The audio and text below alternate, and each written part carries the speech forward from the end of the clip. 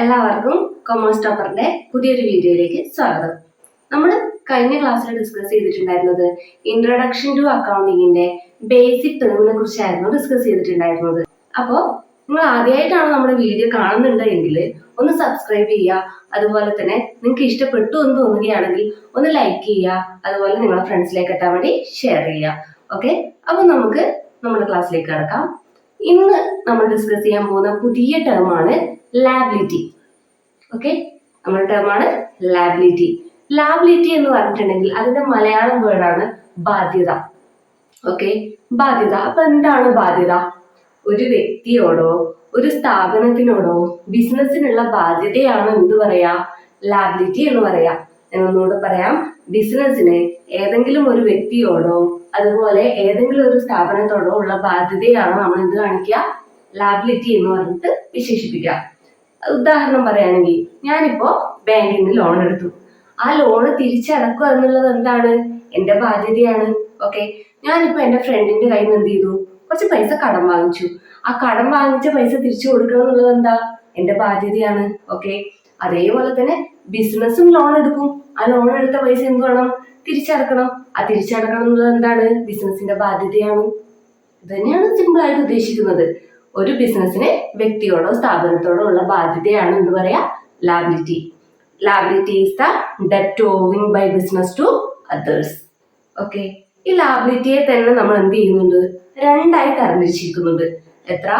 ലാബിലിറ്റിയെ തന്നെ രണ്ടായി തരംതിരിച്ചിരിക്കുന്നു. ഫസ്റ്റ് ഷോർട്ട് ടേം ലാബിലിറ്റിയും അതുപോലെ തന്നെ ലോങ് ടേം ലാബിലിറ്റിയും. അപ്പൊ നമുക്ക് നോക്കാം എന്താണ് ഷോർട്ട് ടേം ലാബിലിറ്റി, അതുപോലെ തന്നെ എന്താണ് ലോങ് ടേം ലാബിലിറ്റി എന്നുള്ളത് നമുക്കൊന്ന് നോക്കാം. ഓക്കെ, ബോർഡിലൂടെ എഴുതിയിട്ടുണ്ട് ലാബിലിറ്റി, ഷോർട്ട് ടേം ലാബിലിറ്റി, അതുപോലെ തന്നെ എന്താണ് ലോങ് ടേം ലാബിലിറ്റി. അപ്പോ ഷോർട്ട് ടേം ലാബിലിറ്റി എന്ന് പറഞ്ഞിട്ടുണ്ടെങ്കിൽ എന്താ പറയാ? Short term liabilities are payable within 1 year. Okay, short term liability നമ്മൾ പേ ചെയ്യുന്നത് എന്താ? ഒരു വർഷത്തിന് ഇടയ്ക്കാണ്. Short term liabilities are payable within 1 year. ഒരു വർഷത്തിനുള്ളിൽ നമ്മൾ കൊടുത്തു തീർക്കുന്ന എല്ലാ ബാധ്യതയും നമ്മൾ എന്ത് പറയും? ഷോർട്ട് ടേം ലാബിലിറ്റി എന്ന് പറയും. അപ്പൊ എന്താണ് long term liability? Long term liabilities are payable after the period of 1 year. എന്താ പറയാ? Long term liabilities are payable after the period of 1 year. ഒരു വർഷത്തിന് ശേഷം നമ്മൾ എന്ത് ചെയ്യുന്നു? കൊടുത്തു തീർക്കുന്നതാണ് എന്ത്? Long term liability. After 1 year. ഇത് വിത്തിൻ 1 year. അതേപോലെ long term liability after 1 year. ഒരു വർഷത്തിനുള്ളിൽ കൊടുത്തു തീർക്കുന്നതിനെ നമ്മൾ പറയും ഷോർട്ട് ടേം ലാബിലിറ്റി. അതുപോലെ ഒരു വർഷത്തിന് ശേഷം കൊടുത്തു തീർക്കുന്നതാണെങ്കിൽ നമ്മൾ എന്ത് പറയും? Long term liability. അപ്പോൾ ലാബിലിറ്റി എന്താണ്?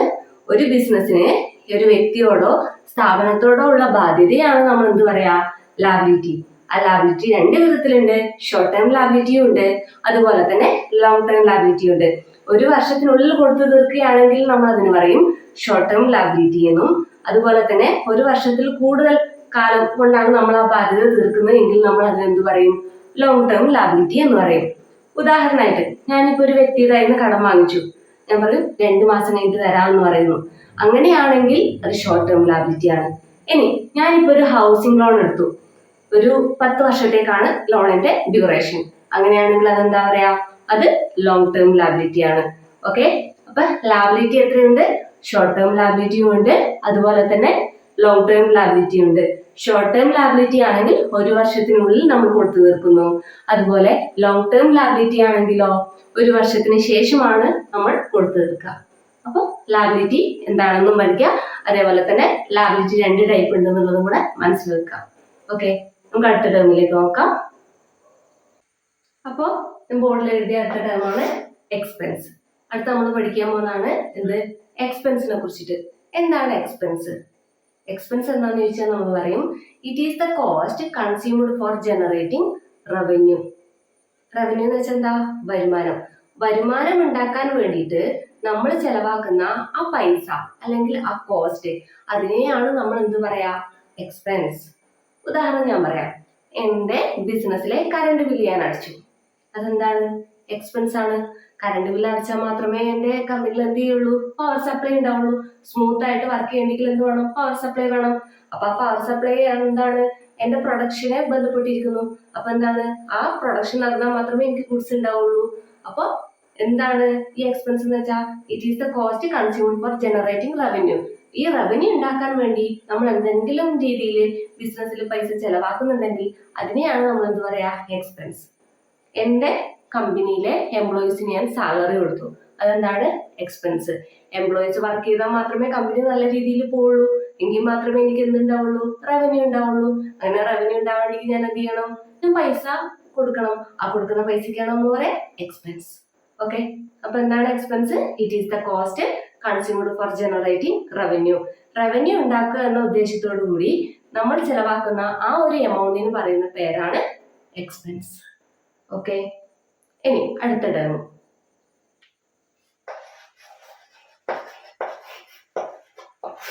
എന്താണ് ഗുഡ്സ്? ഗുഡ്സ് എന്താണ് ഗുഡ്സ്? ഗുഡ്സ് എന്ന് വെച്ചാൽ സിമ്പിൾ ആയിട്ട് നമുക്ക് പറയാം, എന്താണോ നമ്മൾ വിൽക്കാൻ വെച്ച പ്രൊഡക്റ്റ് അതിനാണ് നമ്മൾ എന്ത് പറയാ, ഗുഡ്സ് എന്ന് പറയാം. ഞാനിപ്പോ ഒരു തുണിക്കടയാണ് നടത്തുന്നത്. ഓക്കെ, അങ്ങനെയാണെങ്കിൽ എന്റെ കമ്പനിയിലെ എന്താണ് തുണിത്തരമാണ് എന്ത്, എന്റെ ഗുഡ്സ്. ഞാനിപ്പോ ഒരു ഫർണിച്ചർ ഷോപ്പാണ് നടത്തുന്നത്. അങ്ങനെയാണെങ്കിൽ എന്റെ കമ്പനിയിലുള്ള ഫർണിച്ചർ ആണ് എന്ത്, എന്റെ ഗുഡ്സ്. അതുപോലെ ഞാനിപ്പോ നടക്കുന്നത് ഒരു ഫാൻസി ഷോപ്പാണ്.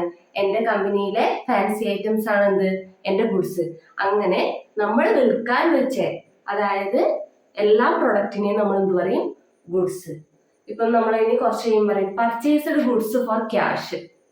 അതായത് നമ്മളിപ്പോൾ വിൽക്കുക എന്ന ഉദ്ദേശത്തോടു കൂടി ഹോൾസെയിൽ ആയിട്ട് എന്തെങ്കിലും സാധനം വാങ്ങിച്ചാലും എല്ലാം നമ്മൾ ബിസിനസിന്റെ അല്ലെങ്കിൽ അക്കൗണ്ടിങ്ങിന്റെ പോയിന്റ് ഓഫ് വ്യൂവിൽ എന്ത് പറയും, ഗുഡ്സ് എന്നാണ് പറയാ. ഓക്കെ, അതായത് ഞാനിപ്പോ എന്താണ് ഒരു ഫർണിച്ചർ ഷോപ്പാണ് നടത്തുന്നത്. ഞാൻ ഹോൾസെയിൽ ആയിട്ട് മരത്തടി എടുത്തിട്ടാണ് എന്ത് ഫർണിച്ചർ ഉണ്ടാക്കുന്നത്. ആ മരത്തടിക്കും നമ്മൾ എന്ത് പറയും, ഗുഡ്സ്. ആ സാധനം നമ്മൾ എവിടുന്നേലും വാങ്ങിച്ചു, അതിനെ നമ്മൾ എന്ത് ചെയ്യുന്നു, ഫർണിച്ചറായിട്ട് പ്രൊഡ്യൂസ് ചെയ്യും. അങ്ങനെ നമ്മൾ വാങ്ങിക്കുന്ന ആ റോ മെറ്റീരിയലിനെ എല്ലാം നമ്മൾ എന്ത് പറയുന്നു, ഗുഡ്സ് തന്നെയാണ് പറയുന്നത്. അങ്ങനെ വിൽക്കുക എന്ന ഉദ്ദേശത്തോടു കൂടി നമ്മൾ ബൾക്കായിട്ട് എന്തെങ്കിലും സാധനം വാങ്ങിച്ചാലോ അതിന് ഗുഡ്സ് എന്ന് പറയും. ഉദാഹരണമായിട്ട് നമ്മൾ ഇത്രമാത്രം ചിന്തിച്ചാൽ മതി, എന്താണോ നമ്മളെ പ്രൊഡക്റ്റ്, അങ്ങനെ ആ പ്രൊഡക്റ്റിനെ എല്ലാം നമ്മൾ അക്കൗണ്ടിങ്ങിന്റെ പോയിന്റ് ഓഫ് വ്യൂവിൽ ഗുഡ്സ് എന്നാണ് പറയാം. നമ്മളിപ്പോ സാധനം വാങ്ങിച്ചു, അതിനെന്താ പറയാ, പർച്ചേസ്ഡ് ഗുഡ്സ് ഫോർ ക്യാഷ്. സാധനം വിറ്റു എന്ന് പറയും, അപ്പം സോൾഡ് ഗുഡ്സ് ഫോർ ക്യാഷ് എന്നാണ് പറയാം, ഗുഡ്സ്. അല്ലാണ്ട് സോൾഡ് പ്രൊഡക്റ്റ് ഫോർ ക്യാഷ് എന്ന് പറയില്ല. ഇനി ഇപ്പം രാജുവിന്റെ കയ്യിൽ നിന്ന് സാധനം വാങ്ങിച്ചു, പർച്ചേസ്ഡ് ഗുഡ്സ് കണ്ടോ ഫ്രം രാജു, അല്ലാണ്ട് പർച്ചേസ്ഡ് പ്രൊഡക്റ്റ് ഫ്രം രാജു എന്ന് പറയില്ല.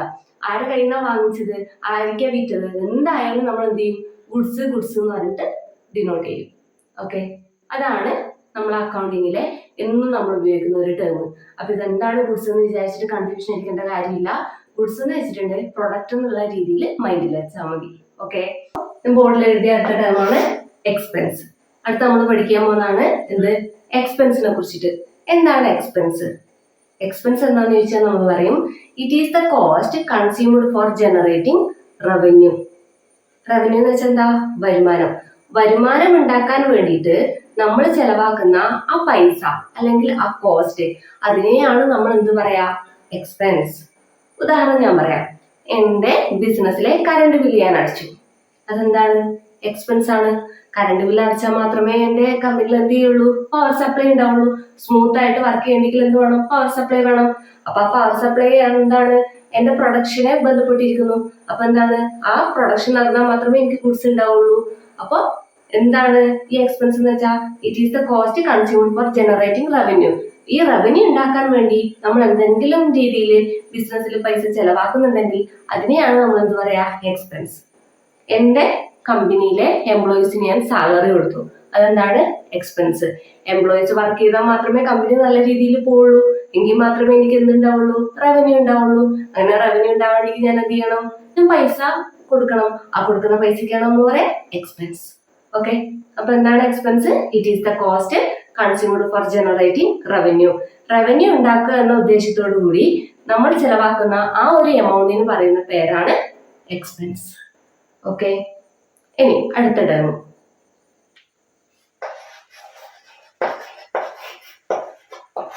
എന്താണ് ഗുഡ്സ്?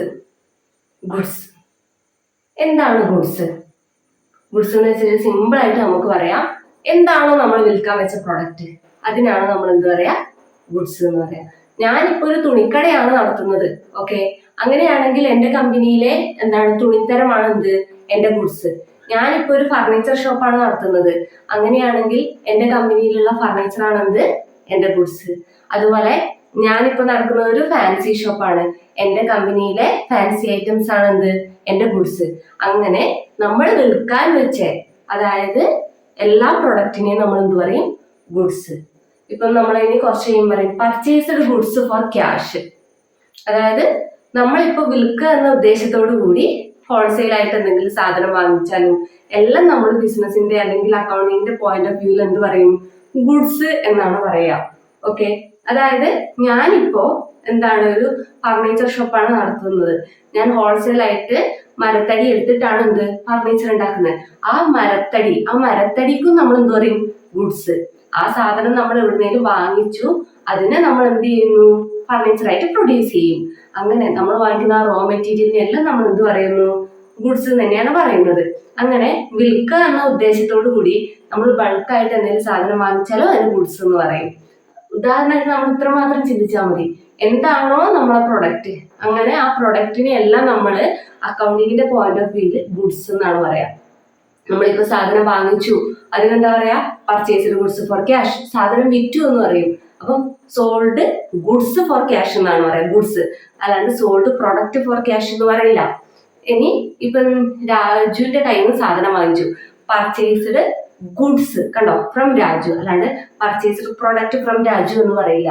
ആരുടെ കയ്യിൽ നിന്നാണ് വാങ്ങിച്ചത്, ആർക്കാ വിറ്റത്, എന്തായാലും നമ്മൾ എന്ത് ചെയ്യും, ഗുഡ്സ് എന്ന് പറഞ്ഞിട്ട് ഡിനോട്ട് ചെയ്യും. ഓക്കെ, അതാണ് നമ്മൾ അക്കൗണ്ടിങ്ങിലെ എന്നും നമ്മൾ ഉപയോഗിക്കുന്ന ഒരു ടേം. അപ്പൊ ഇതെന്താണ് ഗുഡ്സ് എന്ന് വിചാരിച്ചിട്ട് കൺഫ്യൂഷൻ അടിക്കേണ്ട കാര്യമില്ല. ഗുഡ്സ് എന്ന് വെച്ചിട്ടുണ്ടെങ്കിൽ പ്രൊഡക്റ്റ് എന്നുള്ള രീതിയിൽ മൈൻഡിൽ വെച്ചാൽ മതി.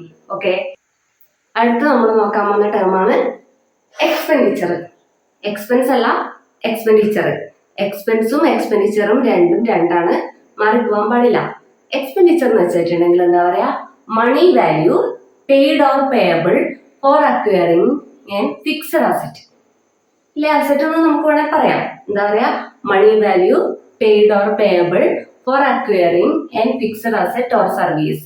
അതായത് ബിസിനസ്സിലേക്ക് ഒരു ഫിക്സഡ് അസറ്റ് വാങ്ങിക്കാൻ വേണ്ടിയിട്ട് ഞാൻ പൈസ ചെലവാക്കിയാൽ അതിന് എക്സ്പെൻസ് എന്ന് പറയില്ല, പകരം എന്ത് പറയും, എക്സ്പെൻഡിച്ചർ എന്ന് പറയും. Okay, money value paid or payable for acquiring and asset or service. Okay, ബിസിനസ്സിലേക്ക് ഒരു അസറ്റ് വാങ്ങിക്കാൻ വേണ്ടിയിട്ട് ഞാൻ പൈസ ചെലവാക്കിയാൽ അതിന് എന്ത് പറയും, എക്സ്പെൻഡിച്ചർ. അതായത് ഉദാഹരണം ഞാൻ പറയാം, എന്റെ ബിസിനസ് സ്ഥാപനം എന്ന് പറയുന്നത് എന്താണ്, ഒരു ഫർണിച്ചർ ഷോപ്പാണ്. ഞാൻ അതിലേക്ക് ഒരു കാർ വാങ്ങിച്ചു ബിസിനസ് ആവശ്യത്തിന് വേണ്ടിയിട്ട്. അങ്ങനെയാകുമ്പോൾ അത് എക്സ്പെൻസ് ആയിട്ട് ട്രീറ്റ് ചെയ്യില്ല, പകരം ഈ കാർ എന്ന് പറയുന്നത് എന്താണ്, അസറ്റ് ആണ്, ഫിക്സഡ് അസറ്റ് ആണ്. സോ അതെന്തായിട്ട് ട്രീറ്റ് ചെയ്യും, എക്സ്പെൻഡിച്ചർ ആയിട്ട് ട്രീറ്റ് ചെയ്യും. അപ്പോൾ ബിസിനസ്സിലേക്ക് ഒരു അസറ്റ് വാങ്ങിക്കാൻ വേണ്ടിയിട്ട് നമ്മൾ എന്ത് ചെയ്തു, പൈസ ചെലവാക്കിയിട്ടുണ്ട് എങ്കിൽ അതിന് നമ്മൾ പറയുന്ന പേരാണ് എക്സ്പെൻഡിച്ചർ. അത് എക്സ്പെൻസ് ആയിട്ട് എടുക്കാൻ പാടില്ല. അപ്പൊ എക്സ്പെൻസും എക്സ്പെൻഡിച്ചറും രണ്ടാണെന്നുള്ളത് എപ്പോഴും മൈൻഡിൽ വെക്കണം, എല്ലാവർക്കും മാറിപ്പോകുന്ന ഒരു കാര്യമാണ്. ഓക്കെ, ഇനി നമ്മൾ നോക്കാൻ പോകുന്ന അടുത്ത ടേമാണ് എന്ത്, സ്റ്റോക്ക്.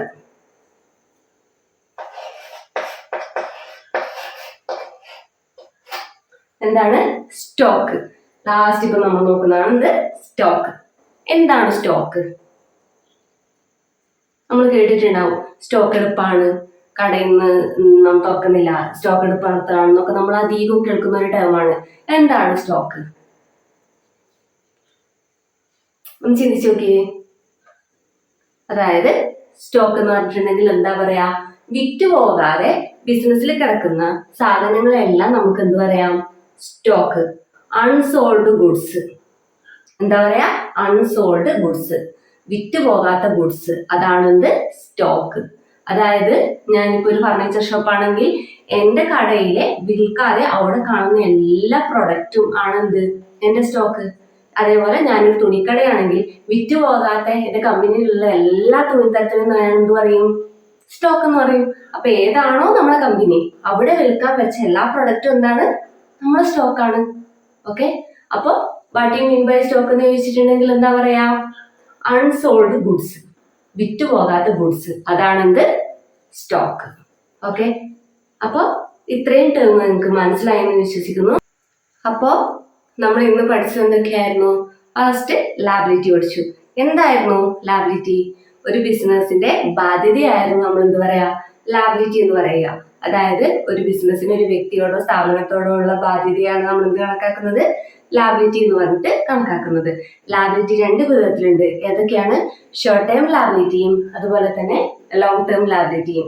ഷോർട്ട് ടേം ലാബിലിറ്റി ആണെങ്കിൽ ഒരു വർഷത്തിനുള്ളിൽ തന്നെ നമ്മൾ എന്ത് ചെയ്യുന്നു, ആ ബാധ്യത കൊടുത്തു തീർക്കുന്നു.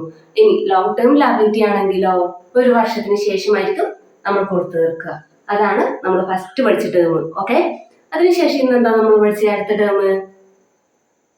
നമ്മള് ഗുഡ്സ് എന്താന്ന് നോക്കി അല്ലെ. അതായത് ഗുഡ്സ് എന്ന് വെച്ചാൽ എന്താണ്? ഏതാണോ നമ്മുടെ കമ്പനി അവിടെ നമ്മൾ വിൽക്കാൻ വെച്ച പ്രൊഡക്റ്റിനെയാണ് നമ്മൾ എന്ത് പറഞ്ഞത്, ഗുഡ്സ് എന്ന് പറഞ്ഞത്. പിന്നെ നമ്മൾ എന്താ നോക്കിയേ, എക്സ്പെൻസ്. എന്താണ് എക്സ്പെൻസ് എന്ന് നമ്മൾ പറഞ്ഞത്? It is the cost consumed four generating revenue. Revenue ഉണ്ടാക്കാൻ വേണ്ടിയിട്ട് നമ്മൾ ചെലവാക്കുന്ന എല്ലാ പൈസയ്ക്കും ചേർത്തിട്ട് നമ്മൾ എന്ത് പറയും, എക്സ്പെൻസ് എന്ന് പറയും. ഓക്കെ, പിന്നെ നമ്മൾ എന്താ നോക്കിയേ, എക്സ്പെൻഡിച്ചർ എന്താന്ന് നോക്കി. എക്സ്പെൻസും എക്സ്പെൻഡിച്ചറും രണ്ടാണ്.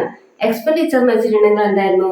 മണി value paid or payable for acquiring and fixed asset. അതായത് ഒരു കമ്പനിയിലെ ഫിക്സ്ഡ് അസറ്റ് വാങ്ങിക്കാൻ വേണ്ടിയിട്ട് ചെലവാക്കുന്ന ആ എമൗണ്ടിന് പറയുന്ന പേരാണ് എന്ത്, എക്സ്പെൻഡിച്ചർ. ഓക്കെ, പിന്നെ ലാസ്റ്റ് നമ്മൾ നോക്കിയ ടേമാണ് സ്റ്റോക്ക്. എന്താണ് സ്റ്റോക്ക്? അതായത് ഒരു കമ്പനിയില് വിറ്റുപോക്കാത്ത പ്രൊഡക്റ്റിനെ എല്ലാം ചേർത്തിട്ട് നമ്മൾ എന്ത് പറയും, സ്റ്റോക്ക്. അപ്പോൾ ഇന്ന് പഠിപ്പിച്ച ടേംസ് എല്ലാവർക്കും മനസ്സിലായെന്ന് വിശ്വസിക്കുന്നു. എന്തെങ്കിലും ഡൗട്ടോ അതുപോലെ നിങ്ങളുടെ നിർദ്ദേശങ്ങളും അഭിപ്രായങ്ങളും എന്ത് ചെയ്യുക, കമന്റിലൂടെ അറിയിക്കുക. അതുപോലെ തന്നെ ഈ വീഡിയോ പ്രയോജനപ്പെട്ടു എന്ന് തോന്നുകയാണെങ്കിൽ ഒന്ന് സബ്സ്ക്രൈബ് ചെയ്യുക. അതുപോലെ തന്നെ മറ്റുള്ളവരിലേക്ക് എത്താൻ വേണ്ടിയിട്ട് ഷെയർ കൂടി ചെയ്യുക. അപ്പോൾ അടുത്ത ദിവസം നമുക്ക് ഇതിന്റെ അടുത്ത ഭാഗമായിട്ട് കാണാം. Okay, by.